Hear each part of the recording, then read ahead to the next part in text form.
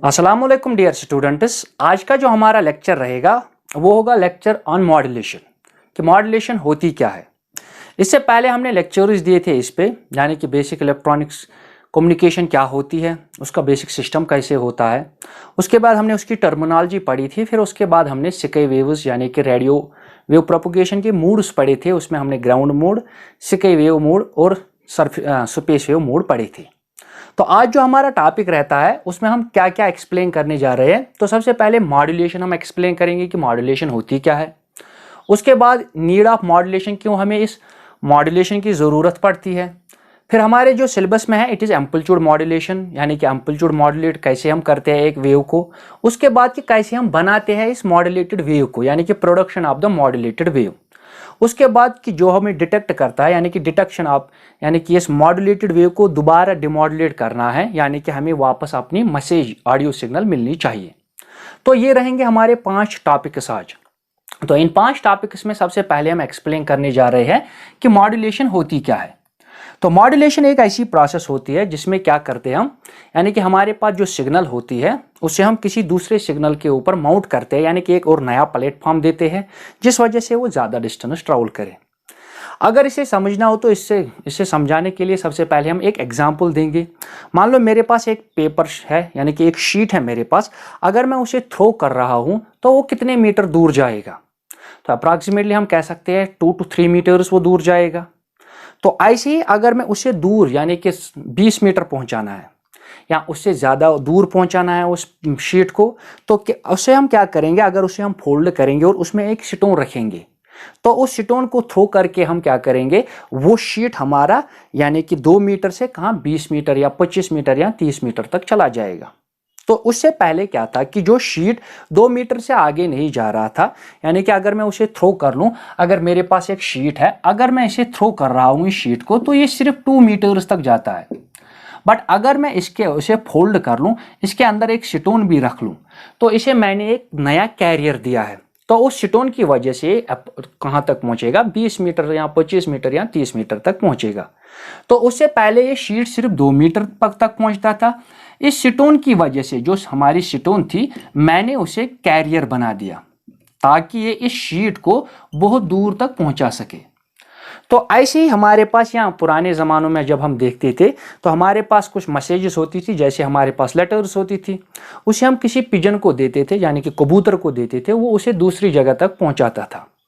तो क्या होता था कि हमारा जो लेटर होता था वो दूर लॉन्ग डिस्टेंस उसे ट्रैवल करानी थी, तो उसके लिए हम किसी कैरियर को यूज़ करते थे, यानी कि जो उसे वहाँ तक पहुँचाए। जैसे पुराने ज़माने में हम कबूतरों का यूज़ करते थे।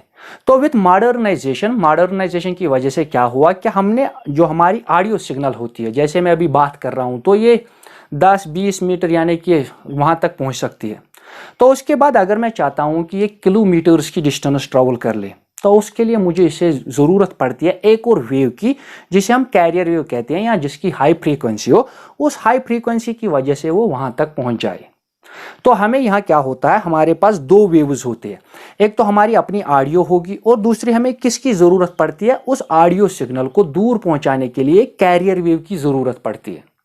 तो यही कहने जा रहे हैं हम कि मॉड्यूलेशन होती है एक ऐसी प्रोसेस जिसमें हम माउंटिंग, यानी कि माउंटिंग मीन्स कि एक प्लेटफॉर्म प्रोवाइड करते हैं किसे, जो हमारी लो फ्रीक्वेंसी सिग्नल होगी। हमारी लो फ्रीक्वेंसी सिग्नल होती है जैसे हमारी वॉइस या जो म्यूजिक होता है, या जिन्हें हम बेस बैंड सिग्नल्स कहते हैं, या इसके अलावा वॉइस या ऑडियो हो, उसे हम लो फ्रीक्वेंसी सिग्नल्स कहते हैं। उस लो फ्रीक्वेंसी सिग्नल को किलोमीटर्स तक पहुंचाने के लिए हमें एक और कैरियर की ज़रूरत पड़ती है जिसे हम हाई फ्रीक्वेंसी सिग्नल देते हैं, यानी कि हम इसे एक प्लेटफॉर्म देते हैं अपनी सिग्नल को। यानी कि जैसे मैं फ़ोन पे बात कर रहा हूँ तो मेरी बात कहाँ तक पहुँचेगी, 10-20 मीटर्स तक पहुँचेगी। हाँ, बट अगर उसे kilometre, thousands of kilometre travel कराने होंगे तो उसके लिए मुझे एक कैरियर की ज़रूरत पड़ती है। तो मैं क्या करता हूँ, मैं अपनी सिग्नल को, जो मेरी वॉइस सिग्नल होती है लो फ्रीक्वेंसी सिग्नल, मैं उसे एक प्लेटफॉर्म देता हूँ, माउंट कर रहा हूँ on A high frequency signal. तो बाद में क्या होता है कि ये जो हाई फ्रीक्वेंसी सिग्नल जिसे हम कैरियर सिग्नल कहेंगे, वो वापस आती, मतलब उसका कोई काम नहीं होता है वहाँ, वो डिटेक्ट नहीं होगी वहाँ पे, बल्कि उससे पहले ही हमें उसे डिमॉड्यूलेट करते हैं, हमें अपनी ओरिजिनल लो फ्रीक्वेंसी सिग्नल मिलती है जहाँ उसे रिसीवर तक पहुँचाना होता है। तो ये होती है हमारी प्रोसेस ऑफ मॉड्यूलेशन। तो क्या होता है कि जो हमारी ऑडियो सिग्नल यानी कि जिसे हम वॉइस सिग्नल कहेंगे या बेस बैंड या म्यूजिक कहेंगे, ये these can not be transmitted directly. मैं इन्हें किलोमीटर्स तक पहुंचाने के लिए, मतलब डायरेक्ट इन्हें किलोमीटर्स की डिस्टेंस ये ट्रेवल नहीं कर सकते, तो उसके लिए मुझे पड़ती है ज़रूरत किसी कैरियर सिग्नल की। जैसे इस पेपर में मैंने सिटोन रखा था तो उसने एक्ट किया था एज ए कैरियर। जैसे कबूतर उस लेटर को लेता था तो कबूतर का काम क्या होता था, it acts as a carrier. तो ऐसे ही मॉडर्नाइजेशन की वजह से हमने उनके बदले यानी कि स्टोन के बदले या कबूतर के बदले क्या यूज किया, कैरियर सिग्नल्स। तो दे रिक्वायर कैरियर सिग्नल्स जो जिनकी फ्रीक्वेंसी ज्यादा होती है सच दैट वो ये लॉन्ग डिस्टेंस ट्रेवल कर सके। तो इस प्रोसेस को हम कहते हैं मॉड्यूलेशन। कि हमारे पास लो फ्रीक्वेंसी सिग्नल होगी, उसे हम माउंट कर लेंगे यानी कि एक नया प्लेटफॉर्म देंगे हाई फ्रीक्वेंसी सिग्नल का, ताकि वो किलोमीटर्स ऑफ डिस्टेंस ट्रेवल कर सके जहां हमें उसे पहुंचाना होगा डेस्टिनी तक। तो इस कैरियर वेव को हम कैसे रिप्रेजेंट करते हैं, सिंस हमें मालूम ही है कि कोई भी वेव रिप्रेजेंट होती है इन सच ए वे। यानी कि अगर हम देखेंगे कैरियर वेव को तो EC is equal to that is capital EC sine of omega CT plus phi. तो ये क्या होता है EC, इस कैरियर वेव में क्या रिप्रेजेंट करता है, इंस्टेंटेनियस वोल्टेज कह सकते हैं हम, या करंट कहेंगे, या power of this carrier signal.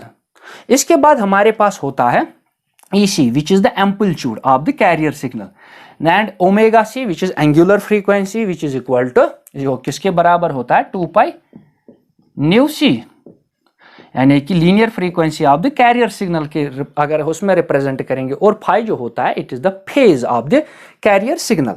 तो आगे जाके हम जब मॉड्यूलेशन पढ़ेंगे उसमें हम या तो एम्पलीट्यूड चेंज करेंगे या फ्रीक्वेंसी कर लेंगे, इस कैरियर फ्रीक्वेंसी मतलब जो कैरियर वेव की फ्रीक्वेंसी होगी उसे चेंज करेंगे या उसका फेज चेंज करेंगे in accordance with the low frequency signal. तो ये होती है प्रोसेस ऑफ मॉड्यूलेशन। इसके बाद हम दूसरा क्वेश्चन पढ़ने जा रहे हैं कि नीड ऑफ मॉड्यूलेशन, क्यों हमें इसकी ज़रूरत पड़ी। क्योंकि इससे पहले ही हमने कहा था कि जो हमारे पास सिग्नल्स है यानी कि लो फ्रीक्वेंसी सिग्नल्स, वो ज़्यादा दूर तो नहीं जा सकती है क्योंकि उनमें उतनी एनर्जी नहीं होती है। तो बहुत सारे कारण है कि हमें इस अपनी लो फ्रीक्वेंसी सिग्नल को क्यों मॉड्यूलेट कराना पड़ता है। तो उसके लिए हमें क्या देखना है कि क्यों, यानी कि अब जो सवाल है हमारा वाई मॉड्यूलेशन या नीड ऑफ मॉड्यूलेशन, क्यों हमें इसकी जरूरत पड़ती है। तो नंबर 2 जो क्वेश्चन है नीड ऑफ मॉड्यूलेशन।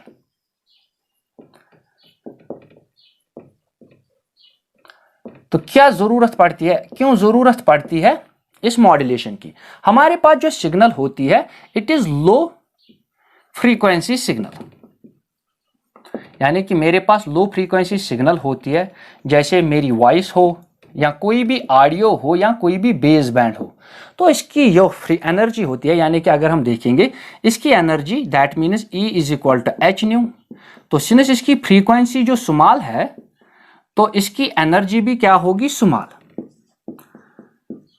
अगर मैं ऐसे बात कर रहा हूं तो अभी मैं बात कर रहा हूं तो वो दूर नहीं जाएगी, बट अगर उसे किलोमीटर्स डिस्टेंस मुझे ट्रेवल कराना हो तो क्या होगा, तो उस वजह से जरूरत पड़ती है मॉड्यूलेशन की। तो मेरे पास एक लो फ्रीक्वेंसी सिग्नल है तो इसकी जो एनर्जी है इट इज स्मॉल, तो ये डाई होगी क्विकली, डाइज क्विकली। क्यों क्विकली होगी, मान लो मैं यहां से ये सिग्नल बी तक पहुंचाना चाहता हूं, ये डिस्टेंस हमारी किलोमीटर्स में है। तो मेरी जो सिग्नल है ये अब जब मैं इसकी फ्रीक्वेंसी तो बहुत कम है, यानी कि नंबर ऑफ साइकिल्स तो बहुत कम बना रही है, जैसे ऐसी इसकी फ्रीक्वेंसी है, क्योंकि इसकी फ्रीक्वेंसी कम है तो दैट इज एनर्जी स्मॉल। तो क्या होगा, it becomes a damped signal, यानी कि इसका एम्पलीट्यूड पहले ज्यादा था फिर कम कम कम कम कम कम और ये डाई होगी by travelling a small distance. यानी कि मैं इसे किलोमीटर्स तक पहुंचाना चाहता हूं, but due to conductivity and permittivity of this space, यानी कि जो स्पेस में अपनी यानी कि एटमॉस्फेयर की वजह से कंडक्टिविटी, तो ये डाई होती है, क्विकली डाई होती है। यानी कि मेरा साउंड हार्डली 200 मीटर्स तक पहुंच सकता है, तो ये डाई होगा, उससे आगे नहीं पहुंच जाएगा। अगर मैं जोर से चलाऊंगा भी तो ये 200 मीटर से आगे नहीं जाएगी, तो क्विकली डाइज। तो मगर मुझे इसे पहुंचाना था बी तक, तो ये ऐसे नहीं पहुंच सकती है, तो इसलिए मुझे ज़रूरत पड़ती है कि मैं इसे एक और सिग्नल दूं, यानी कि कैरियर दूं, सच दैट कि वो कैरियर इस सिग्नल को कहां तक पहुंचाए, बी तक। तो ये थी सबसे पहली प्रॉब्लम कि क्यों हमें ज़रूरत पड़ती है मॉड्यूलेशन की। अब नंबर 2 जो हम देखेंगे, it is the height of antenna, यानी कि हाइट ऑफ एंटेना कितनी होनी चाहिए। मान लो मेरे पास एक फ्रीक्वेंसी है 15 किलोहर्ट्ज़ की, मेरे पास एक फ्रीक्वेंसी है, that is it is also a low frequency signal, यानी कि 15 किलोहर्ट्ज़ की फ्रीक्वेंसी में दे रहा हूं, अपना साउंड इतना जनरेट कर रहा हूं या कोई भी म्यूजिक इतना जनरेट कर रहा हूं। तो इसके लिए मुझे कितनी हाइट ऑफ एंटेना चाहिए, सच दैट कि ये डिस्टेंस कर ले ट्रेवल इन किलोमीटर्स, कि अगर मुझे इसे किलोमीटर्स की डिस्टेंस ट्रेवल करानी है इस 15 किलोहर्ट्ज़ की सिग्नल को, तो कितनी हाइट होनी चाहिए एक एंटेना की। तो हमें मालूम है कि जो लैम्बडा है, lambda is equal to c divide by nu, यानी कि हमारे पास जो होती है रिलेशन कि velocity of light is equal to, या किसी भी इलेक्ट्रोमैग्नेटिक वेव की होती है lambda times it is frequency. तो यहां से मुझे मिला lambda is equal to c upon nu. तो सी कितना होता है 3 इंटू 10⁻⁸, और मेरे पास कितनी फ्रीक्वेंसी है सिग्नल की, it is 15 into 10⁻³ hertz, kilo hertz थी, तो इतना मिलेगा, that is 3 into 10⁸ divide by 15। तो इस 10⁻³ को ऊपर ले जाओ तो -3, तो कितना मिलेगा 3 इंटू 10⁵ डिवाइड बाई 15। तो कितना हुआ 300, यानी 5 times 0 divide by 15 which is 20000 which is 20 kilometres. तो इसकी जो वेव लेंथ है, अगर हमारे पास एक सिग्नल थी, यानी कि मेरी ऑडियो सिग्नल थी 15 किलोहर्ट्ज़ की, तो जब मैं इसकी वेव लेंथ निकाल देखता हूं तो इट इज 20 किलोमीटर्स। तो अब हाइट ऑफ एंटेना कितनी होनी चाहिए, minimum height of the antenna, यानी कि सबसे कम हाइट वाली, यानी कि सबसे कम हाइट कितनी होनी चाहिए एक एंटेना की। तो एंटेना की हाइट होनी चाहिए, हाइट ऑफ एंटेना, तो वो होनी चाहिए lambda by 4, that is lambda by 4। तो इतनी होनी चाहिए। तो हमारी लैम्बडा कितनी है, उसकी wavelength 20/4 which is equal to 5, that is 5 kilometres. तो अगर मुझे इस सिग्नल को 15 किलोहर्ट्ज़ वाली सिग्नल को किलोमीटर्स की डिस्टेंस ट्रेवल करानी हो, दूर तक पहुंचाना हो, तो सबसे कम हाइट एंटेना की कितनी होनी चाहिए, 5 किलोमीटर्स। तो क्या हम 5 किलोमीटर्स वाला एंटेना, इतना बड़ा एंटेना बना सकते हैं? It is practically impossible. कि अगर इस वाली फ्रीक्वेंसी को हमें दूर किलोमीटर्स की डिस्टेंस ट्रेवल करानी हो, लॉन्ग डिस्टेंस ट्रेवल करानी हो, तो उसके लिए हमें ज़रूरत पड़ती है एक एंटेना की जिसकी हाइट होनी चाहिए 55 किलोमीटर्स, विच इज़ इम्पॉसिबल। तो इतना बड़ा एंटेना हम नहीं बना सकते। तो अब क्या होगा, अगर हम दूसरी तरफ से देख लेंगे, मान लो अब मेरे पास एक और सिग्नल है, another signal which is 1 megahertz, that is 10⁻⁶ hertz. अब मेरे पास इतनी फ्रीक्वेंसी है, मतलब किसी सिग्नल की फ्रीक्वेंसी है, तो इसके लिए मुझे हाइट ऑफ एंटेना की जरूरत पड़ेगी। कितना हाइट होगी, मतलब मिनिमम हाइट कितनी होनी चाहिए एंटेना की, सच दैट वो इसे ट्रांसमिट कर ले स्पेस में और ये लॉन्ग डिस्टेंस ट्रेवल कर ले। तो कितनी है, it is 1/4 into C upon nu. तो सी की कितनी, दैट इज 1/4, सी की कितनी वैल्यू है 3 इंटू 10⁸, और इसकी कितनी वैल्यू है, इट इज 10⁻⁶। तो यहां से 2 कट जाएंगे, यानी कि 6 0 और 6 0 कैंसिल होंगे, तो ऊपर क्या मिलेगा हमें 300 divide by 4 which is equal to 75 but metres. तो 75 मीटर्स हाइट होनी चाहिए एंटेना की। अगर मुझे 1 मेगाहर्ट्ज फ्रीक्वेंसी वाली सिग्नल को किलोमीटर्स की डिस्टेंस ट्रेवल करानी हो, तो minimum height of antenna should be 75 metres. तो इतना, मतलब इतने हाइट वाला एंटेना हम अच्छी से बना सकते हैं, इट इज़ प्रैक्टिकली पॉसिबल। तो क्या थी हमारी, मतलब जो मैंने कहा था क्यों नीड हमें पड़ी है मॉड्यूलेशन की। तो सबसे पहले हमने देखा कि जो हमारी लो फ्रीक्वेंसी सिग्नल्स होती है वो क्विकली डाई होती है स्पेस में। तो क्विकली डाई होने की वजह से वो लॉन्ग डिस्टेंस ट्रेवल नहीं कर सकती है, तो कैरियर की ज़रूरत पड़ेगी, दैट इज़ मॉड्यूलेशन। अब दूसरा हमने देखा था कि हाइट ऑफ एंटेना कितना होना चाहिए। तो अगर मेरे पास 15 किलोहर्ट्ज़ फ्रीक्वेंसी थी, एक सिग्नल लो फ्रीक्वेंसी सिग्नल थी, तो उसके लिए मुझे हाइट ऑफ एंटेना होनी चाहिए 5 kilometres, which is practically impossible. कितना 5 किलोमीटर एंटेना बनाना प्रैक्टिकली इम्पॉसिबल ही है। तो उसके बाद हमने देखा कि अगर हम 1 मेगाहर्ट्ज फ्रीक्वेंसी वाली सिग्नल लेंगे, यानी कि अब उसकी फ्रीक्वेंसी ज़्यादा है, तो हाइट ऑफ एंटेना होनी चाहिए 75 मीटर्स। तो इसे हम बना सकते हैं, प्रैक्टिकली इट इज़ पॉसिबल। तो क्या होगा कि अगर मैं इस लो फ्रीक्वेंसी, यानी कि जो ये फ्रीक्वेंसी थी, इसे इस पे माउंट कर लूँ, यानी कि प्लेटफॉर्म दूँ, इतनी वाली फ्रीक्वेंसी कैरियर सिग्नल दूँ, यानी कि इस पे इसे माउंट कर दूँ, यानी कि एक प्लेटफॉर्म दूँ, तो ये डिस्टेंस मैक्सिमम ट्रेवल कर सकती है। किस वजह से? Due to this high frequency. तो क्यों पड़ी हमें मॉड्यूलेशन की जरूरत? अब दूसरी ये थी क्योंकि हाइट ऑफ एंटेना बहुत ज्यादा होनी चाहिए अगर हमें लो फ्रीक्वेंसी सिग्नल्स को ट्रांसमिट कराना है तो ट्रैवल द लॉन्ग डिस्टेंस। तो ये थी दूसरी प्रॉब्लम। अगर हम तीसरी प्रॉब्लम देखेंगे, effective power of the radiations, यानी कि जब रेडिएशंस निकलती है तो पावर उनके साथ एसोसिएट कितना होता है। तो तीसरी प्रॉब्लम हम पढ़ रहे हैं, व्हाई वी नीड मॉड्यूलेशन। तो इफेक्टिव पावर ऑफ रेडिएशंस।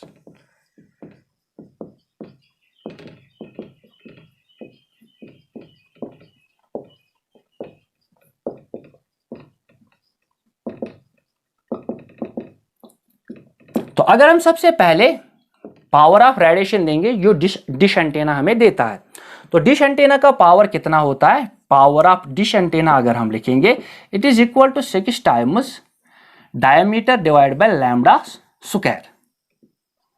तो वायर ये डायमीटर क्या होती है? It is the diameter of the reflector, यानी कि जो रिफ्लेक्टर होता है डिश एंटेना में उसकी डायमीटर होती है, यानी कि जो डी होता है it is diameter of reflector, यानी कि जो इसका रिफ्लेक्टर होता है उसकी डायमीटर कितनी है तो ये किस में होती है? इन मीटर्स में होती है। और लैम्डा जो होती है it is the wavelength of the radiation.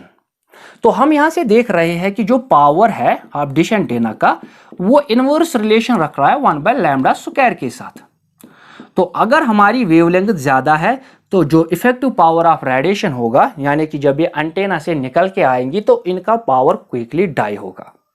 क्योंकि हमने अभी देखा था जो हमारी 15 किलोहर्ट्ज़ फ्रीक्वेंसी वाली सिग्नल थी उसकी वेवलेंथ, यानी कि ये थी उसकी फ्रीक्वेंसी। अब जो वेवलेंथ थी इट इज 20 किलोमीटर्स। तो वेवलेंथ ज्यादा होने की वजह से क्या होगा कि इफेक्टिव पावर ऑफ रेडिएशन बहुत कम होता है, स्मॉल। तो जिस वजह से ये फिर से क्विकली डाई होती है, यानी कि क्विकली डाई होती है। तो क्यों अब फिर से किसकी जरूरत पड़ी? अब फिर से जरूरत पड़ी हाई फ्रीक्वेंसी सिग्नल की, क्योंकि अगर न्यू जो है ये मैक्सिमम है तो हमें मालूम है कि जो लैम्डा है इट इज मिनिमम। तो अभी हम देख रहे थे कि यहाँ पे इतनी, यानी कि पावर स्मॉल होके अगर हम देखेंगे जो हमने अभी 10⁻⁶ हर्ट्ज की फ्रीक्वेंसी ली थी, तो उसके लिए हमें वेवलेंथ जो थी वो निकाल के हाइट ऑफ द एंटेना थी सिर्फ 75 मीटर्स। तो इस वजह से क्या होना चाहिए कि जो अगर हमारे पास सिग्नल होगी उसकी फ्रीक्वेंसी ज़्यादा है तो वेवलेंथ मिनिमम मिलेगी। तो वेवलेंथ जितनी मिनिमम होगी तो उतना पावर ज़्यादा होगा, यानी कि इफेक्टिव पावर ऑफ रेडिएशन वो उतना दूर जाएंगी, उतना एरिया बढ़ता जाएगा उसका। या अगर हम सिंपली लीनियर एंटेना का भी देख लेंगे, यानी कि पावर ऑफ लीनियर एंटेना, तो वो भी होता है L length divide by lambda square. वो भी फिर से मिलता है, यानी कि अगर हम एक लीनियर एंटेना लेंगे, नॉट डिश एंटेना लेंगे, लीनियर एंटेना में भी फिर से हम देखते हैं कि वेवलेंथ अगर ज्यादा है तो पावर ऑफ रेडिएशन, यानी कि जो ये रेडिएशन देगा उनके अंदर जो पावर होगी वो बहुत कम होगी। तो वो ज्यादा स्पेस में, यानी कि वो स्पेस में ज्यादा ट्रैवल नहीं कर सकते, क्विकली डाई होंगे। तो इस वजह से हमें फिर से किस चीज वेव की जरूरत पड़ी? एक हाई फ्रीक्वेंसी वाली वेव की, यानी कि हमें हाई फ्रीक्वेंसी वाली सिग्नल की जरूरत पड़ी ताकि वो दूर तक जाए, क्योंकि उसके अंदर जो पावर होगी रेडिएशन पावर वो बढ़ती जाए, मतलब वो ज्यादा हो ताकि वो रिसीविंग स्टेशन पे अच्छे से क्विकली, मतलब अच्छे से समझ में आ जाए, तो वहां तक पहुंच सके। तो ये थी तीसरी प्रॉब्लम की इफेक्टिव पावर ऑफ रेडिएशन, क्यों हमें मॉड्यूलेशन की जरूरत पड़ती है। तो ये था तीसरा रीजन। अब जो चौथा रीजन है it is mixing of the radiation, यानी कि इंटरफेरेंस फिर से होती है। तो नंबर 4 होता है mixing of radiation.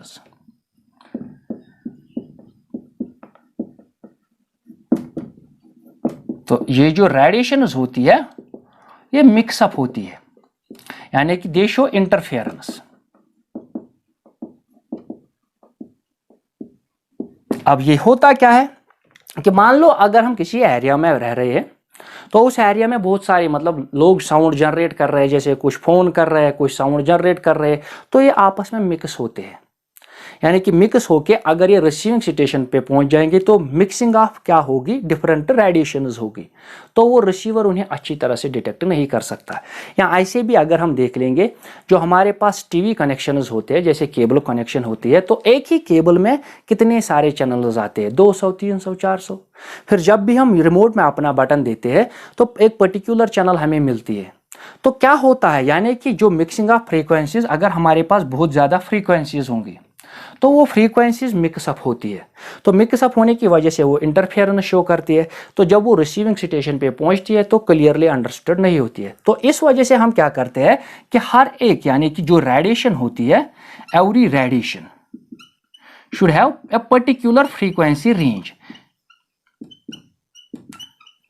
Particular frequency range. तो यानी कि हर एक रेडिएशन जो होती है उसे हम एक पर्टिकुलर फ्रीक्वेंसी रेंज देते हैं। जैसे मान लो हमने टीवी ऑन किया है तो एक ही केबल में बहुत सारी रेडिएशंस आती है, सिग्नल्स आती है, तो उन सिग्नल्स की अपनी अपनी फ्रीक्वेंसी होती है। जो चैनल हम चाहे देखना चाहते हैं तो पर्टिकुलर, यानी कि हम वही चैनल उसमें मतलब जो भी हम चैनल देखना चाहते हैं तो पर्टिकुलरली हम उस चैनल को ही फिक्स करते हैं, तो उसकी पर्टिकुलर रेंज होती है अपनी फ्रीक्वेंसी, तो उस रेंज में सिर्फ वो ही सिग्नल आएगी हमें, यानी कि वो चैनल हम देख सकते हैं।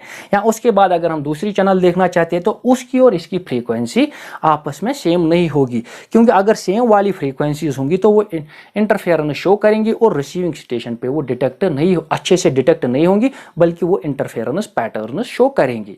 तो ये था हमारा दूसरा क्वेश्चन, दैट इज क्यों हमें जरूरत पड़ती है मॉड्यूलेशन की। तो सबसे पहले हमने देखा कि हमारा साउंड जो है वो दूर नहीं जा सकता है, तो हमें जरूरत पड़ती है कैरियर की, दैट इज मॉड्यूलेशन।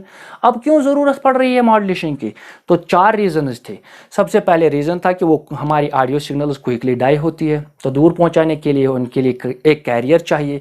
नंबर 2, अगर हम उन्हीं ऑडियो सिग्नल्स को दूर तक पहुंचाना चाहते हैं तो height of the antenna should be in kilometres, which is practically impossible. तो तीसरा रीज़न जो था कि जो इफेक्टिव पावर ऑफ रेडिएशन होता है वो इन्वर्स रिलेशन शो करता है वेवलेंथ के साथ। जितनी ज़्यादा वेवलेंथ होगी तो उतना रेडिएशन पावर कम होगा, जिस वजह से हमें क्या चाहिए, एक हाई फ्रीक्वेंसी वाली सिग्नल, ताकि उसकी वेवलेंथ जो हो वो मिनिमम हो और पावर ऑफ रेडिएशन ज़्यादा हो। और नंबर 4 जो था, it was the mixing of radiation, that is interference show करना।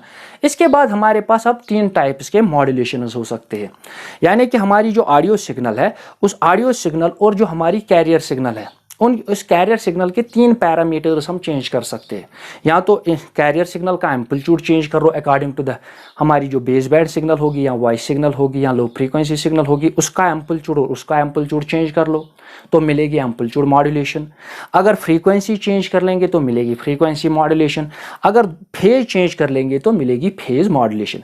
बट जो हमारे सिलेबस में है इट इज़ एम्पलीट्यूड मॉड्यूलेशन, कि हम कैरियर सिग्नल और जो हमारी मैसेज सिग्नल होगी यानी कि ऑडियो सिग्नल होगी उन दोनों का एम्पलीट्यूड चेंज कर लेंगे।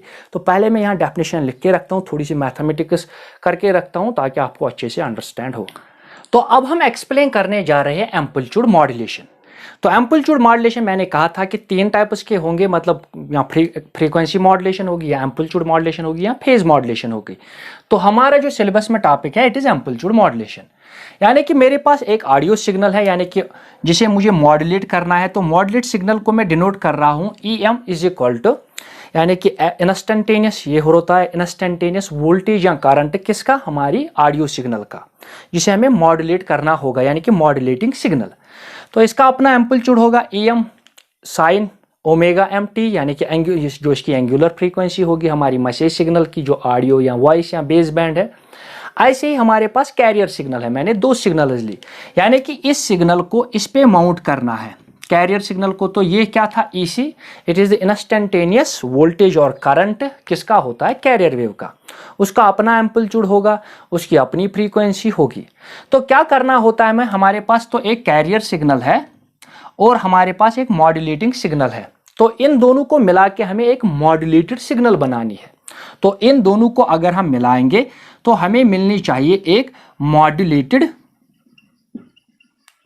सिग्नल, कि मॉड्यूलेटिंग वाली और कैरियर को मिलाना है, तब जाके हमें एक मॉड्यूलेटेड सिग्नल मिलेगी।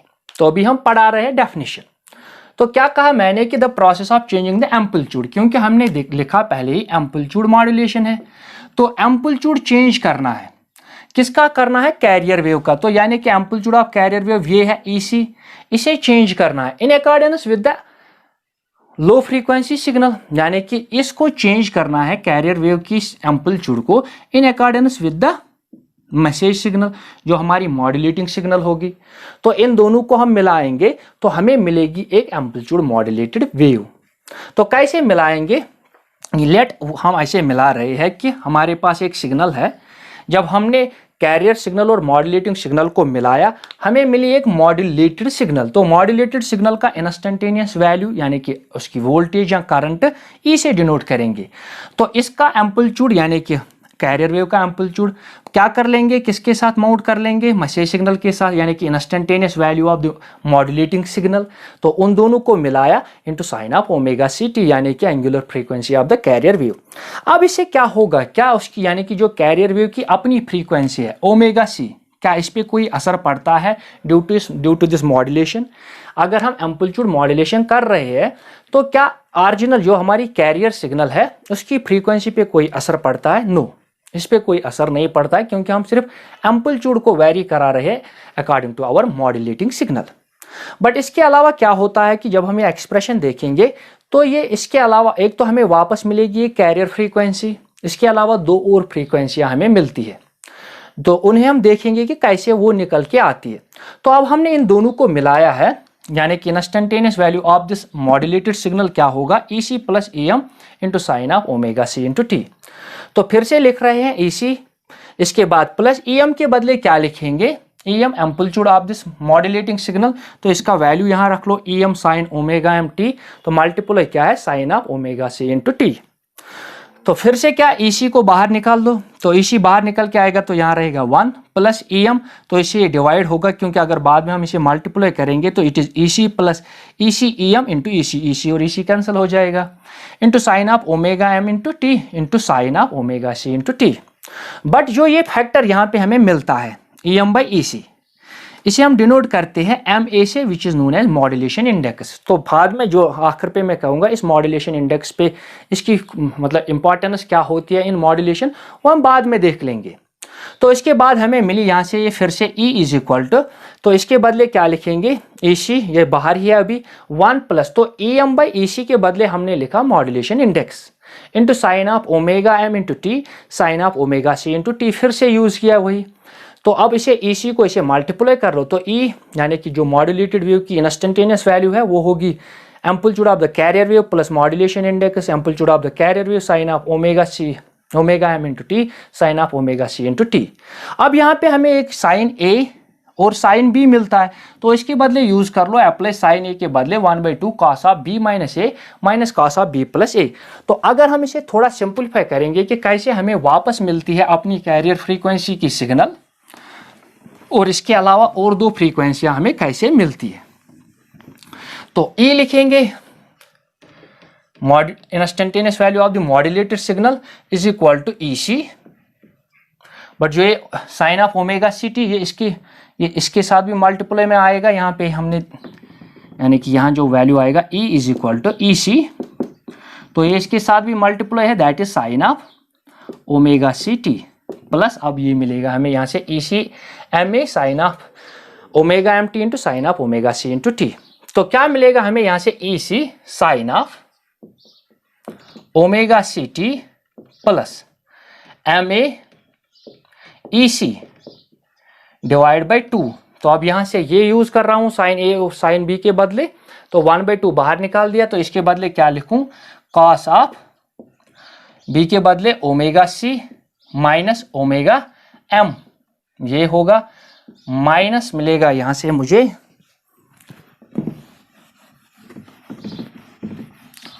Minus cos of B that is omega C plus omega M. तो E is equal to E C sine of omega C T plus इसे मल्टीप्लाई कर लो M A E C divide by 2 into cos of omega C minus omega M plus into minus is minus that is minus M A E C divide by 2 into cos of omega C plus omega M. तो अब ये रही हमारी equation number 3। अब हम इसे interpret करने जा रहे हैं कि हमें तो मिली अब मॉड्यूलेटेड वेव, ये होती है हमारी मॉड्यूलेटेड वेव। कि अब हमने एम्पलीट्यूड मॉड्यूलेशन की तो ये रही हमारी मॉड्यूलेटेड वेव।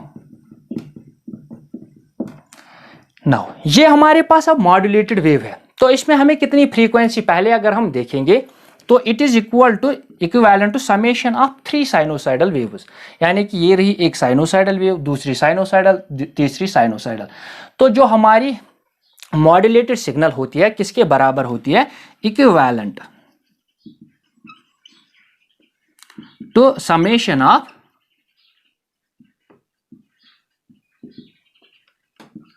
3 sinusoidal waves. एक की फ्रीक्वेंसी कितनी है, एक की फ्रीक्वेंसी है ओमेगा सी, यानी कि कैरियर फ्रीक्वेंसी, जो मैंने पहले ही कहा था कि कैरियर वेव की फ्रीक्वेंसी पे तो कोई असर नहीं पड़ेगा। इसके अलावा और 2 फ्रीक्वेंसियां मिलती है, omega C minus omega M and omega C plus omega M. तो मॉड्यूलेटेड वेव में हमें 3 फ्रीक्वेंसीज मिलती है। अब एक तो कैरियर वेव की फ्रीक्वेंसी, दूसरी carrier wave frequency minus message frequency, तो तीसरी carrier wave frequency plus message frequency. इसके बाद अगर हम देखेंगे तो इसमें 3 फ्रीक्वेंसियां मिलती है हमें, एक फ्रीक्वेंसी ये, दूसरी ये और तीसरी ये। तो in terms of linear frequency क्या मिलेगी, न्यू सी मिलेगी, nu C minus nu M और nu C plus nu M. तो 3 फ्रीक्वेंसियां मिलती है। तो ये जो फ्रीक्वेंसी होती है यानी कि carrier frequency plus message wave frequency, या अगर हम यहां से कहेंगे तो इसे कहते हैं अपर side band frequency, USB frequency. और ये क्या होती है, it is lower side band frequency. तो यानी कि एक तो हमें यहां मिलती है अपनी career wave frequency, this is the frequency of carrier signal frequency, तो उसकी अपनी फ्रीक्वेंसी। इसके अलावा और 2 फ्रीक्वेंसी मिलते हैं, अपर side band frequency and lower side band frequencies. तो ये दोनों तरह होती है। अगर हम band width of the amplitude modulated wave देखेंगे अब यहाँ से, तो बैंड विड्थ क्या होती है, upper side band minus lower side band. तो अगर हम यहाँ देखेंगे कि अब जो इसकी बैंड विड्थ है, band width of amplitude modulated wave, तो it is upper side band frequency that is nu C plus nu M, minus करनी है लोअर साइड बैंड फ्रीक्वेंसी, क्योंकि पिछले लेक्चर में हमने ये पढ़ाया था अच्छे से कि बैंड विड्थ क्या होती है। तो nu C minus nu M, तो ये और ये कैंसल होगा, which is actually minus, that is it is minus that is plus. तो यहाँ माइनस है तो माइनस और minus is plus, which is 2 nu M. तो ये होती है बैंड विड्थ ऑफ द, यानी कि band width of amplitude modulated wave की कितनी होती है, 2 times frequency of the message signal, यानी कि जो हम मैसेज सिग्नल उसे दे रहे हैं, ऑडियो सिग्नल दे रहे हैं, उसकी फ्रीक्वेंसी के 2 टाइम्स ज्यादा हो, यानी कि 2 times the frequency of our message signal, तो वो बैंड विड्थ होती है।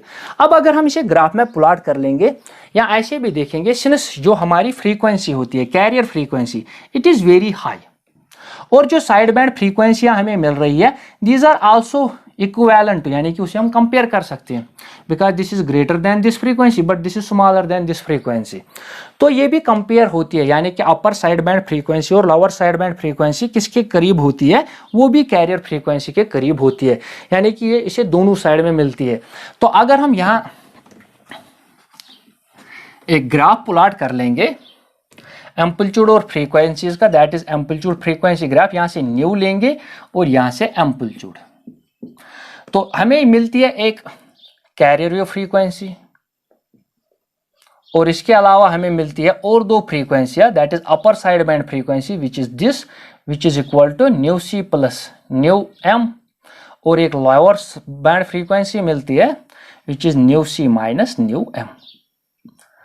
तो ये जो आखिर में हमने देखा था कि जो एम्पलीट्यूड मॉड्यूलेटेड वेव थी, ये वाली वेव, तो इसे हमने थोड़ा इंटरप्रेट किया कि ये तो निकल के आ रही है समेशन ऑफ 3 साइनोसाइडल वेव्स। इसमें हमें 3 फ्रीक्वेंसियां मिलती है। एक फ्रीक्वेंसी को हम कहते हैं अपर साइड बैंड फ्रीक्वेंसी, दूसरी को लोअर साइड बैंड फ्रीक्वेंसी, और एक कैरियर फ्रीक्वेंसी होती है। सिंस कैरियर फ्रीक्वेंसी ज़्यादा होती है एज कम्पेयर टू जो हमारी मैसेज सिग्नल होती है, तो जो अपर साइड बैंड और लोअर साइड बैंड वो इसके करीब ही होती है। इसके बाद हमने देखा कि band width band width of the amplitude modulated wave वो 2 टाइम्स होती है frequency of the message signal. तो ये होती है हमारी न्यू, यानी कि जो हमारी न्यू वो ये होती है। इसके अलावा अपर साइड बैंड यूएसबी ये होता है, और जो एलएसबी होता है इट इज दिस। तो इन दोनों को, यानी कि जो यहाँ से ये विड्थ आती है, इसे हम कहते हैं बैंड विड्थ। तो ये बैंड विड्थ कितनी होती है? 2 times the frequency of the message signal. तो ये थी हमारी एम्पलीट्यूड मॉड्यूलेटेड वेव। इसके बाद हम इसे कैसे प्रोड्यूस करते हैं, how to produce an amplitude modulated wave. अब हम वो पढ़ने जा रहे हैं, उसका सर्किट डायग्राम में बना के रखता हूं। तो अब हम एक्सप्लेन करेंगे कि कैसे हम एक एम्पलीट्यूड मॉड्यूलेटेड वेव को बनाते हैं। उसके लिए जो डिवाइस यूज होता है उसे हम कहते हैं मॉड्यूलेटर। तो क्या a device use to achieve modulation, तो जिस डिवाइस से हम ये मॉड्यूलेशन कर लेंगे अपनी, चाहे एम्पलीट्यूड मॉड्यूलेशन हो, फ्रीक्वेंसी हो या फेज मॉड्यूलेशन हो, उस डिवाइस को हम कहते हैं मॉड्यूलेटर। तो एक मॉड्यूलेटर कैसे बना होता है, the circuit diagram is like this. तो हमारे पास थी एक मैसेज सिग्नल यानी कि audio signal which is EM instantaneous value of our audio signal is equal to this, और हमारे पास एक कैरियर सिग्नल होती है EC instantaneous value of the carrier signal which is amplitude of the carrier signal and it is frequency sin of omega c into t। तो ये होती है हमारी message signal that is EM, ये हमारी EM है, और ये हमारी EC है जिसकी फ्रीक्वेंसी बहुत ज़्यादा है। तो क्योंकि इसकी फ्रीक्वेंसी ज़्यादा है तो हम क्या करते हैं, इसका एम्पलीट्यूड और इस instantaneous value of message signal को कंबाइन करते हैं और हमें मिलती है एम्पलीट्यूड मॉड्यूलेटेड वेव, जो पीछे हमने पढ़ा था। तो हमारे पास मान लो मैं अभी बात कर रहा हूं, तो कैरियर सिग्नल कहां से लेके आऊंगा, यानी कि ये जो कैरियर सिग्नल होती है EC ये कहां से लाके मतलब मैं कहां से बनाता हूं। हमारे पास जो बेसिक डिवाइसेस मैंने पढ़ाए थे, ट्रांसमीटर हमारे पास एक डिवाइस होता है, उसमें क्या होता है ऑसिलेटर, यानी कि हाई फ्रीक्वेंसी ऑसिलेटर से, जो हमने सेमीकंडक्टर्स में पढ़ाया है ऑसिलेटर, उससे हम हाई फ्रीक्वेंसी ऑसिलेटर से हाई फ्रीक्वेंसी सिग्नल जनरेट करते हैं, जो हमारी वोल्टेज सिग्नल्स हो या करंट सिग्नल हो या पावर सिग्नल हो। यानी कि हाई फ्रीक्वेंसी ऑसिलेटर से हम कैरियर सिग्नल्स को जनरेट करते हैं, और हमारी अपनी मैसेज सिग्नल होती है, तो उन दोनों को हम मिलाते हैं, ऐड कराते हैं, जिसे हम कहते हैं एडर सर्किट, यानी कि इन्हें हम ऐड करते हैं। तो हमें एक आउटपुट मिलेगा XT, जो XT किसके बराबर होगा, EM प्लस EC के बराबर होगा।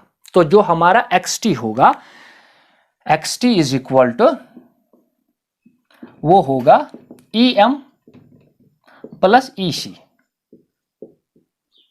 यानी कि कैरियर सिग्नल और ये मैसेज सिग्नल।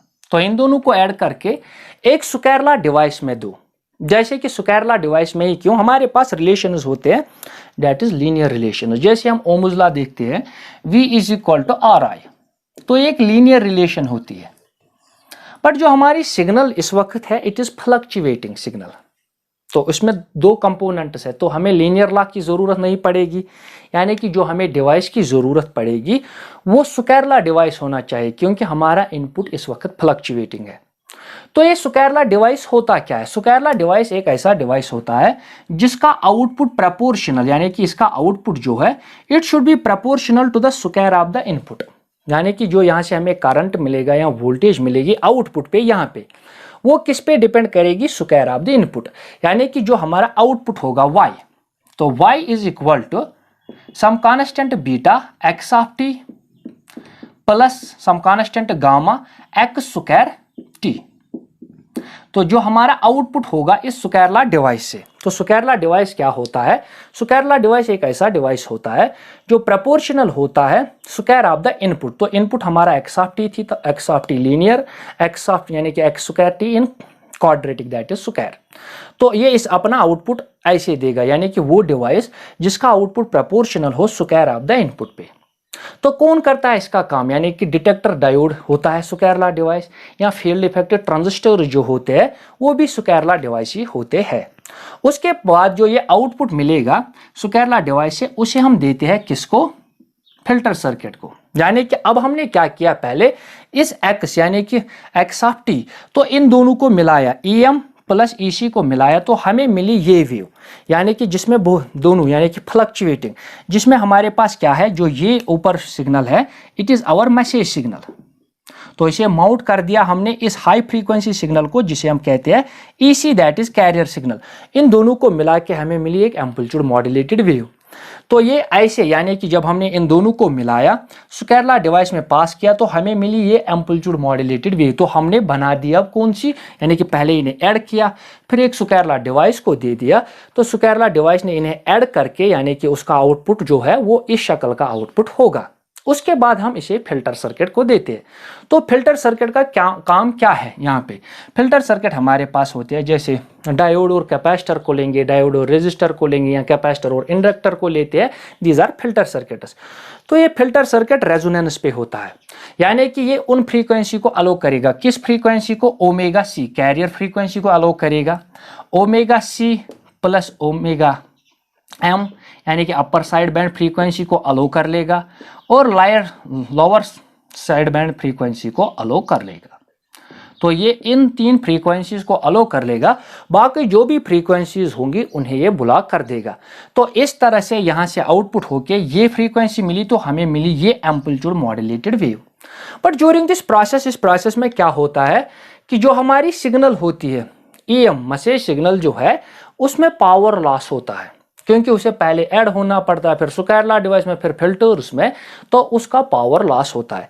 तो उसके बाद हम एक पावर एम्पलीफायर यूज कराते हैं। उस पावर एम्पलीफायर से क्या होगा कि ये एम्पलीट्यूड मॉड्यूलेटेड वेव जो है अब वो फिर से पावर गेन कर ले, और उसके बाद हम उसे एक ट्रांसमिटिंग एंटेना में देते हैं, जिस ट्रांसमिटिंग एंटेना की वजह से वो अब रेडिएट होना शुरू होते हैं। तो पहले ही कहा था कि अब हमने हमारे पास हाई फ्रीक्वेंसी है तो एंटेना की हाइट तो कम ही होगी, इसके अलावा इसका रेडिएटिंग पावर ज़्यादा होगा, क्योंकि इसकी फ्रीक्वेंसी अब बहुत ज़्यादा है तो वेवलेंथ कम होगी, तो इफेक्टिव पावर ऑफ रेडिएशन बहुत ज़्यादा होगा। अब जो यहाँ से ये आउटपुट हमें मिलता है कि ये वाई आउटपुट जो है, यानी कि वाई ऑफ टी, तो ये थोड़ी सी मैथमेटिक्स दिखाएंगे कि कौन कौन सी रिजेक्ट होती है। यानी कि जो हमारा आउटपुट है from square law device, that is Y of T. तो वाई ऑफ टी किसके बराबर है, it is beta times X of T plus gamma times X square of T. But जो हमारी एक्स ऑफ टी है, एक्स ऑफ टी किसके बराबर होती है, बट एक्स ऑफ टी वो होती है EM sine of omega M T plus क्या होगा, message signal plus carrier signal EC sine of omega C into T. तो इनको यहां प्लग कर दो तो क्या मिलेगा हमें, यानी कि ये थी पहले थ्योरेटिकल एक्सप्लेनेशन। अब मैथमेटिक्स देख लेंगे इसकी थोड़ी सी, तो किन किन को वो पास कराएगा फिल्टर सर्किट और किन्हें वो ब्लॉक कर देगा। तो थोड़ी सी मैथमेटिक्स, तो that is Y of T is equal to beta, X of T के बदले क्या लिखेंगे, EM sine of omega M T plus EC sine of omega C T plus क्या होगा gamma into X square, that is EM sine of omega M T plus EC sine of omega C T का whole square. तो ये, तो अब इसे open कर लो, a प्लस बी का होल स्क्वायर, तो क्या मिलेगा हमें यहाँ से, वाई ऑफ टी मिलेगा हमें, बीटा को पहले से मल्टीप्लाई करो, beta times EM sine of omega M T plus beta times EC sine of omega C T plus, तो गामा को इसे मल्टीप्लाई कर दो, यहाँ पहले गामा ऐसे ही रख लो, अब इसे ओपन कर लो, that is A square, that is EM square sine square omega C T plus EC square sine square omega C T plus 2AB, that is 2EM EC sine of omega M T sine of omega C T. अब फिर से वही use कर लो, वही formula, that is जहां पे भी हमें मिलेगा sine of A sine of B, उसके बदले यूज कर लो 1/2 cos of B minus A minus cos of B plus A, और जहां भी मिलेगा साइन स्क्वायर ए वहां लिख लो 1 माइनस कॉस स्क्वायर ए। तो अब ये इसमें यूज कर लो, तो क्या मिलेगा हमें, that is Y of T क्या मिलेगा, Y of T is equal to beta E M sine of omega M T plus beta E C sine of omega C T plus, तो यहां से यूज कर लो gamma, that is E M square, तो इसके बदले क्या लिखेंगे sine square 1 minus cos square, 1 minus cos square omega C T plus E C square, इसके बदले 1 minus cos square omega C T plus 2 E M E C, और इसके बदले 1/2 cos of omega C minus omega M minus cos of omega C plus omega M. तो ये कर लो इसे। तो अब क्या मिलेगा हमें यहां से, जो आउटपुट्स मिल रहे हैं हमें यहां से, तो ये भी पास होगा इससे, यानी कि फिल्टर जो सर्किट था वो किन किन को पास करेगा, वो एक तो ओमेगा सी को पास करेगा, omega C plus omega M upper side band को, और omega C minus omega M lower band को। बाकी जो भी बचती है यानी कि low frequency, this is our low frequency, यानी कि ओमेगा एम हमारी लो फ्रीक्वेंसी है, इसे ब्लॉक कर देगा। इससे जो ऊपर होंगी हाई फ्रीक्वेंसी, यानी कि both low frequencies and high frequencies, तो इन्हें ये कैंसिल कर देगा, और जो भी हमें स्क्वायर में मिलेंगी उन्हें भी कैंसिल कर देगा। तो हमें आउटपुट पे मिलेगा सिर्फ ये फ्रीक्वेंसीज, क्योंकि हमें यही चाहिए, क्योंकि एम्पलीट्यूड मॉड्यूलेशन हमने पहले ही कहा था, it is summation of 3 sinusoidal frequencies which is this this and this. तो ये होती है कैसे हम इसे प्रोडक्ट कर सकते हैं, यानी कि एक एम्पलीट्यूड मॉड्यूलेट वेव को कैसे हम बना सकते हैं। इसके बाद होता है डिटेक्शन, यानी कि कैसे हम इसे डिटेक्ट करेंगे, कैसे हम इस फ्रीक्वेंसी यानी कि कैरियर वेव फ्रीक्वेंसी को उससे निकालेंगे, कौन सी, अपनी मैसेज सिग्नल। तो अब उसे डिमॉड्यूलेशन होना चाहिए, यानी कि how to demodulate the amplitude modulated wave. आखिर में टॉपिक रहेगा it is detection of an amplitude modulated wave. अभी हमने एम्पलीट्यूड मॉड्यूलेटेड वेव को बनाया था, अब उससे वापस जो हमारी ऑडियो सिग्नल है उसे एक्सट्रैक्ट करना, उसे हम कहते हैं डिमॉड्यूलेशन। क्योंकि मेरी जो सिग्नल पहले थी वो ऑडियो सिग्नल थी, मैंने उसे एम्पलीट्यूड मॉड्यूलेट किया, यानी कि कैरियर वेव सिग्नल पे माउंट किया, एक प्लेटफॉर्म दिया ताकि वो लॉन्ग डिस्टेंस ट्रेवल कर ले। बट जो मॉड्यूलेटर होता है, यानी कि जब रिसीविंग स्टेशन पे वो पहुंचे तो कैरियर सिग्नल का अपना कोई अब काम नहीं है, क्योंकि उसने ऑडियो सिग्नल को वहां पहुंचा दिया, और रिसीवर को बस सिर्फ ऑडियो सिग्नल से मतलब होता है। तो क्या है कि the process of extracting the audio signal, अब उस एम्पलीट्यूड मॉड्यूलेटेड सिग्नल से जो हमारी मॉड्यूलेटेड वेव थी उससे वापस निकालना लो फ्रीक्वेंसी सिग्नल को, और कैरियर फ्रीक्वेंसी को ब्लॉक कर देना, ये होती है हमारी process, that is called demodulation. तो इसे हम कह सकते हैं कि इनवर्स ऑफ मॉड्यूलेशन भी, क्योंकि मॉड्यूलेशन में हमें बनानी पड़ती है, और यहाँ पे क्या करना होता है, यहाँ पे हमारा मकसद होता है उन दोनों को अलग करना, तो एक्सट्रैक्ट करना अपनी ऑडियो सिग्नल को फ्रॉम मॉड्यूलेटेड वेव से। तो जो डिवाइस इसके लिए यूज होता है उसे हम कहते हैं डिमॉड्यूलेटर और डिटेक्टर। अब क्या है कि हमने जो प्रोडक्शन पढ़ाई थी वहां से हमने ये सिग्नल बनाई थी एम्पलीट्यूड मॉड्यूलेटेड, यानी कि मॉड्यूलेटेड सिग्नल बनाई थी। तो वो सबसे पहले कहाँ आएगी, रिसीविंग स्टेशन पे, क्योंकि एंड स्टेशन होगा। जब हमने प्रोड्यूस किया तो ट्रांसमिटिंग एंटेना एंड प्रोडक्ट था, बट रिसीविंग स्टेशन पे सबसे रिसीविंग एंटेना सबसे पहली एंट्री होती है, तो वो इस एम्पलीट्यूड मॉड्यूलेटेड वेव को कैच कर लेगा। तो एम्पलीट्यूड मॉड्यूलेटेड वेव कहाँ पहले हम इंट्रोड्यूस कराते हैं, हाई फ्रीक्वेंसी एम्पलीफायर में। क्यों हाई फ्रीक्वेंसी एम्पलीफायर में उसे हम इंट्रोड्यूस कराते हैं, क्योंकि ड्यूरिंग स्पेस प्रोपगेशन या जो भी प्रोपगेशन हमने की होगी तो उसने स्पेस में अपनी कुछ पावर खो दी होती है, यानी कि जो ये सिग्नल हमने एम्पलीट्यूड मॉड्यूलेटेड सिग्नल बनाई थी तो इसका पावर ज़ाया होता है कुछ कहाँ, स्पेस में। तो सबसे पहले उस पावर को वापस गेन करना, इसलिए हम सबसे पहले इस एम्पलीट्यूड मॉड्यूलेटेड वेव को हाई फ्रीक्वेंसी एम्पलीफायर से गुजारते हैं ताकि ये फिर से अपना पावर गेन करे। उसके बाद हम इसे डिटेक्टर से पास कराते हैं।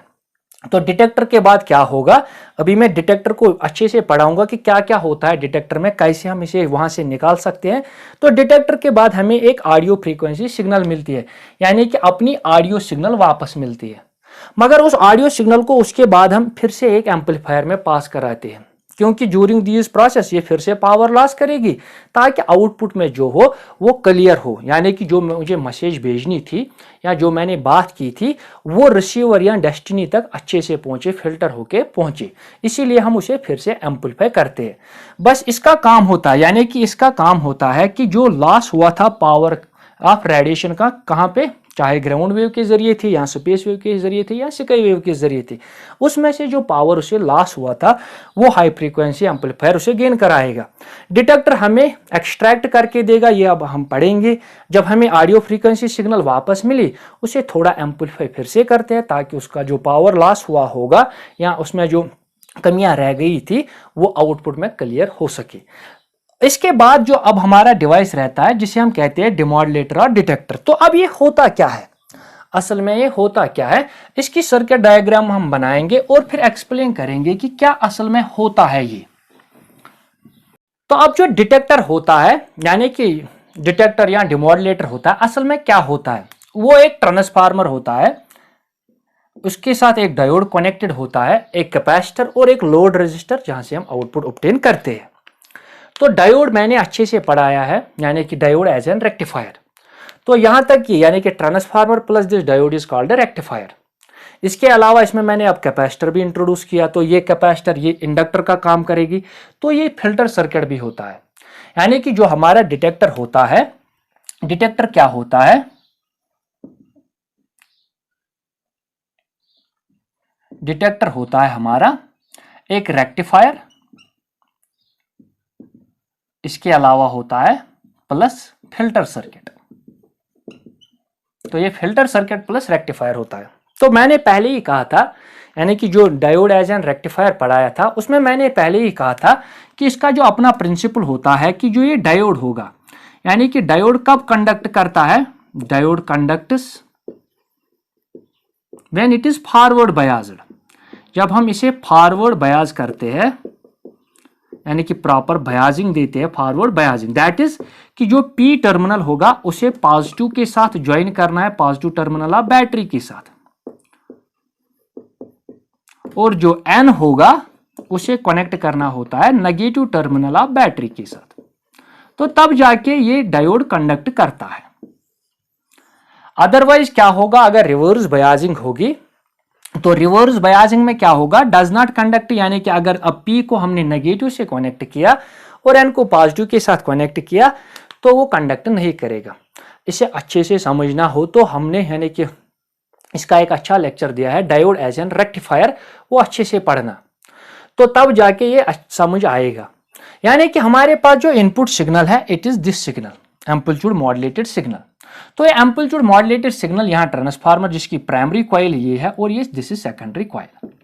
तो अब क्या होगा, हमारी जो इनपुट है दिस इज मॉड्यूलेटिंग सिग्नल, इसमें हमारे पास दो वोल्टेजेस होती है, एक तो अपर साइड की ये जो पॉजिटिव वोल्टेज होती है और जो लोअर साइड वोल्टेज होती है इट इज नेगेटिव वोल्टेज।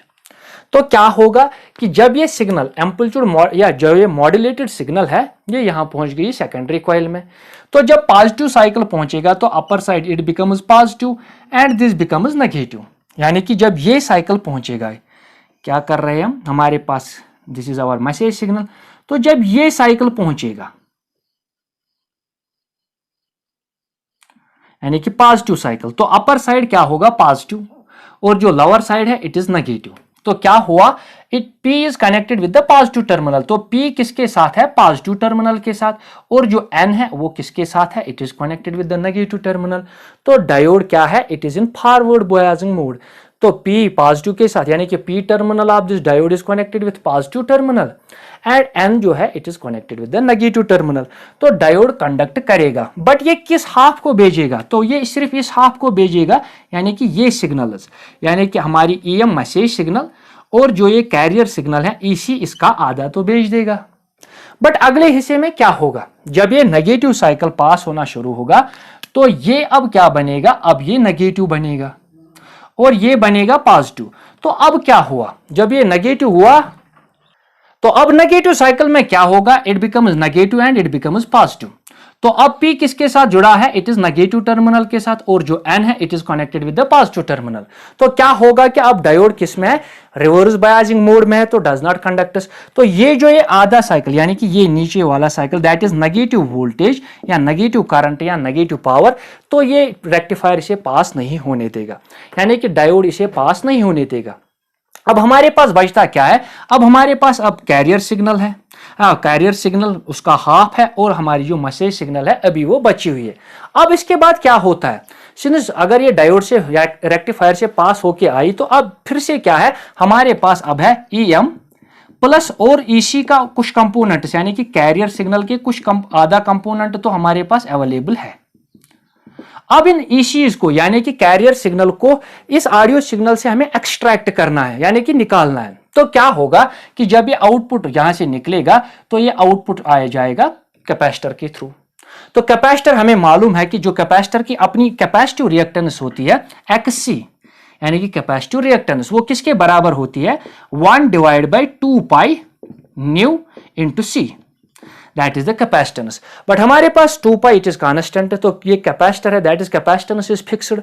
तो हमारे पास 2π एक न्यूमेरिकल वैल्यू है और C जो है इट इज फिक्स्ड, क्योंकि कैपेसिटर की कैपेसिटेंस तो फिक्स्ड होगी।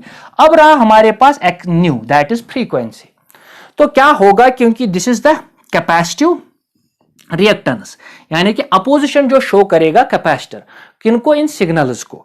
तो सिंस हमारे पास XC है और न्यू, तो कैरियर वेव्स की, यानी कि अगर हम देखेंगे न्यू C, कैरियर वेव्स की फ्रीक्वेंसी मैक्सिमम है, तो उनके लिए कैपेसिटर कितनी रिएक्टेंस शो करेगा, small, that is XC is small, यानी कि वो उन्हें अपोज नहीं करेगा। तो जो हमारे पास अब ये आधी सिग्नल बचती है, यानी कि message signal plus half of the carrier signal, तो सारी कैरियर सिग्नल्स किससे पास जाएंगी, कैपेसिटर से। बट जो हमारी मैसेज सिग्नल है, ऑडियो सिग्नल, उसकी फ्रीक्वेंसी कितनी है, अगर हम यहां लिखेंगे न्यू ऑफ C, जो हमारी न्यू ऑफ मैसेज सिग्नल, वो क्या है, इट इज मिनिमम। तो जो कैपेसिटर है वो अपोजिशन, यानी कि कैपेसिटिव इंडेक्स वो ज्यादा शो कर लेगा, तो XC उसके लिए ज्यादा होगा मैक्सिमम, तो वो उन्हें बुला कर देगी। यानी कि जो हमारी ऑडियो सिग्नल है उसकी फ्रीक्वेंसी कम है, तो उसे कौन, कैपेसिटर बुला कर रहा है, यानी कि वो उन्हें वापस भेज रहा है। जो सिग्नल्स है कौन सी, यानी कि मैसेज सिग्नल्स न्यू M, उन्हें वो वापस भेज रहा है। बट जो हमारी कैरियर सिग्नल की फ्रीक्वेंसी वो ज्यादा है, तो वो उससे पास होती है। तो यहां से हमें क्या मिलेगा, न्यू M। मैसेज सिग्नल्स हमें यहां से मिल रही है, तो मैसेज सिग्नल्स कहां पे पहुंच जाएंगी, वो रजिस्टर पे पहुंच जाएंगी, यानी कि लोड रजिस्टर पे पहुंच। तो लोड रजिस्टर से हमें आउटपुट मिला, which is again our audio signal. तो ये थी हमारी प्रोसेस। क्या कहा था हमने कि हमारे पास जब सिग्नल आई थी, दैट इज मॉड्यूलेटेड सिग्नल, उसे किसने रिसीव किया था, रिसीविंग एंटेना ने। रिसीविंग एंटेना के बाद क्या होता है, उसका जो पावर लॉस होता है स्पेस में, वो तो ये पहुंच गई रिसीविंग स्टेशन पे, तो कुछ पावर लॉस किया होगा इसने, तो वो पावर गेन कौन कर रहा है, हाई फ्रीक्वेंसी एम्पलीफायर के जरिए। उसके बाद हम उसे डिटेक्टर से पास कराते हैं। तो डिटेक्टर में क्या होता है, डिटेक्टर में होता है कि जो ऑडियो यानी कि हमारी मॉड्यूलेटेड सिग्नल होती है, उस मॉड्यूलेटेड सिग्नल का जो पॉजिटिव कंपोनेंट होते हैं वो उन्हें पास करते हैं, क्योंकि रेक्टिफायर का काम ही होता है AC को DC में कन्वर्ट करना। तो ये सिर्फ ओनली पॉजिटिव साइकिल्स हमें देगी, और जो ये नेगेटिव साइकिल्स है मॉड्यूलेटेड सिग्नल के, वो कम हो गए। उसके बाद हमारे पास क्या रहता है, अब इसमें दोनों कंपोनेंट्स होते हैं, यानी कि कैरियर के कुछ कंपोनेंट्स होते हैं और हमारी मैसेज होती है, बट उसे हम फिर पास कराते हैं किस में से, एक कैपेसिटर में से। तो कैपेसिटर जो है उसकी कैपेसिटेंस इतनी होती है कि उसकी कैपेसिटेंस हमारी कैरियर सिग्नल की फ्रीक्वेंसी ज्यादा होती है, तो वो उसके लिए कैपेसिटेंस स्मॉल शो कर लेगा, तो उसे पास होने देगा। बट जो ये यहाँ पे इट इज ग्राउंडेड। तो ये ग्राउंड किया होता है हमने कौन सा, कैपेसिटर। तो वो सारी सिग्नल्स, कैरियर सिग्नल्स कहाँ जाती है, ग्राउंड में। बस हमारे पास बचती क्या है, जो ब्लॉक होके वो होती है हमारी ऑडियो सिग्नल्स। तो इस तरह से हम अपनी ऑडियो सिग्नल्स को क्या करते हैं, एक्सट्रैक्ट करते हैं ड्यू टू द डिमोडुलेटर। अब जाके हमने आखिर में पहले ही कहा था कि एक फैक्टर हमें इसमें मिला था, एक इंडेक्स, जिसे हम कहते हैं मॉड्यूलेशन इंडेक्स। तो वो मॉड्यूलेशन इंडेक्स होता क्या है, तो पहले ही हमने देखा था जब हमने एम्पलीट्यूड मॉड्यूलेशन पढ़ी थी, उसमें हमने एक टर्म देखी थी, तो दैट इज मॉड्यूलेशन इंडेक्स। अब इसकी सिग्निफिकेंस क्या होती है मॉड्यूलेशन में, मॉड्यूलेशन इंडेक्स। तो पहले ही कहा था मैंने कि it is denoted by M A which is equal to E M upon E C, यानी कि amplitude of the message signal to amplitude of the carrier signal. इसके अलावा अगर हम थोड़ी सिंपल मैथमेटिक्स कर लेते हैं तो उसके बाद हमें मिलता है modulation index is equal to E maximum, क्योंकि हमारी जो मॉड्यूलेटेड वेव होती है उसका एक मैक्सिमम कंपोनेंट होता है और दूसरा होता है minimum component. E minimum divide by E maximum plus E minimum. तो ये होता है हमारा मॉड्यूलेशन इंडेक्स। अगर हम परसेंटेज में देखेंगे तो यहाँ पे परसेंट लगा दो और इसे मल्टीप्लाई कर लो 100 से। तो ये मॉड्यूलेशन इंडेक्स, इसमें की असल में सिग्निफिकेंस क्या होती है, इट डिटरमाइन्स द मॉड्यूलेशन, यानी कि मॉड्यूलेशन कैसी है उसे डिटरमाइन करता है। तो अगर हम देख लेंगे नंबर फर्स्ट, अगर m इज इक्वल टू, यानी कि ma इज इक्वल टू 0, यानी कि this factor is equal to 0, ये फैक्टर हमारा जो है इट इज इक्वल टू 0, तो इसका मतलब है देयर इज नो मॉड्यूलेशन, हमने मॉड्यूलेशन नहीं की होती है, यानी कि m is equal to 0 means no modulation. इसके बाद अगर हम देखेंगे number 2, if modulation index is equal to 50%, तो इसका मतलब होता है यानी कि 50% मॉड्यूलेशन हमने की है, 50% मॉड्यूलेशन। तो इस वक्त क्या होता है, जो हमारा ई मैक्सिमम होता है वो 3 टाइम्स ई मिनिमम के बराबर होता है, यानी कि ई मैक्सिमम 50%, अगर हम आधी मॉड्यूलेशन करते हैं तो उस वक्त क्या होता है, यानी कि it is 50, that is 50% modulation, तो उस वक्त ये मैक्सिमम वैल्यू होता है कितने, 3 times of it is minimum value. अगर इसके बाद अगर हम देखेंगे that is M A is equal to 1/2 भी कह सकते हैं हम इसके बदले, अगर 50% नहीं that is 1/2 which is equal to 50%। Number third, if ma is equal to modulation index is equal to 1 which means 100% modulation, 100% modulation हमने की है। तो उस वक्त क्या होता है, उस वक्त जो ई मिनिमम होता है, ई मिनिमम उसमें 0 होता है, यानी कि ये वाला कंपोनेंट उसमें नहीं आता है, this is 0, this is 0, that is जो मॉड्यूलेशन होगी वो 100% मॉड्यूलेशन होगी, तो मिनिमम कंपोनेंट नहीं होगा एम्पलीट्यूड का।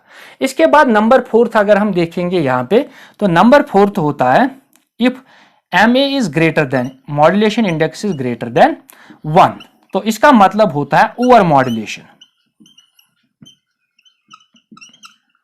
इसका मतलब होता है ओवर मॉड्यूलेशन, यानी कि ज्यादा मॉड्यूलेट किया है हमने वेव। तो इसमें क्या होता है, अगर हम उस वेव को रिप्रेजेंट करेंगे तो जो नेगेटिव साइकिल्स होते हैं किसके, हमारी मैसेज सिग्नल्स के, तो ओवर मॉड्यूलेशन में वो हमें नहीं दिखते हैं। यानी कि अगर हम ऐसे रिप्रेजेंट करेंगे, जो हमारा लोअर साइकिल होगा ये नेगेटिव साइकिल, तो negative cycle of the message are absent, यानी कि ऐसे हम एम्पलीट्यूड मॉड्यूलेटेड वेव को रिप्रेजेंट करते हैं। तो यहाँ ये जो नेगेटिव, यानी कि नेगेटिव ऑफ मैसेज सिग्नल की जो फ्रीक्वेंसी होगी वो यहाँ नहीं दिखेगी, सिर्फ ओनली पॉजिटिव साइकिल्स देखते हैं। तो जिस वजह से क्या होता है, डिस्टॉर्शन, यानी कि जो आउटपुट होता है, जो मॉड्यूलेटेड वेव हम आउट रिसीवर पे या यूजर या डेस्टिनी पे रिसीव करते हैं, इट इज डिस्टॉर्टेड, यानी कि उसमें पूरी इंफॉर्मेशन नहीं होती है, क्योंकि नेगेटिव जो कंपोनेंट्स होते हैं, यानी कि negative cycles of our message signal are absent in over modulation. तो ये था हमारा यानी कि टॉपिक ऑफ मॉड्यूलेशन। जैसे इसमें हमने क्या क्या एक्सप्लेन किया, सबसे पहले मॉड्यूलेशन होती क्या है, क्यों हमें ज़रूरत पड़ती है मॉड्यूलेशन की। एम्पलीट्यूड मॉड्यूलेशन क्या होती है, उसकी मैथमेटिक्स पढ़ाई हमने, कैसे हम उसे ऑब्टेन करते हैं, कैसे हमें कैरियर फ्रीक्वेंसी मिलती है, upper side band frequency and lower side band frequency. उसके बाद हमने पढ़ा है कि कैसे हम प्रोड्यूस करते हैं, यानी कि मॉड्यूलेटेड वेव को हम कैसे प्रोड्यूस करते हैं। उसके बाद हमने पढ़ा है कि डिटेक्शन, यानी कि कैसे हम इस कैरियर सिग्नल से एक्सट्रैक्ट करते हैं अपनी ऑडियो सिग्नल्स को। इसके बाद हमने पढ़ाया मॉड्यूलेशन इंडेक्स। तो उम्मीद करते हैं कि आपको यहाँ तक सब कुछ समझ में आया होगा। अगर कहीं पे भी कोई डाउट हो तो कमेंट्स में कह दें।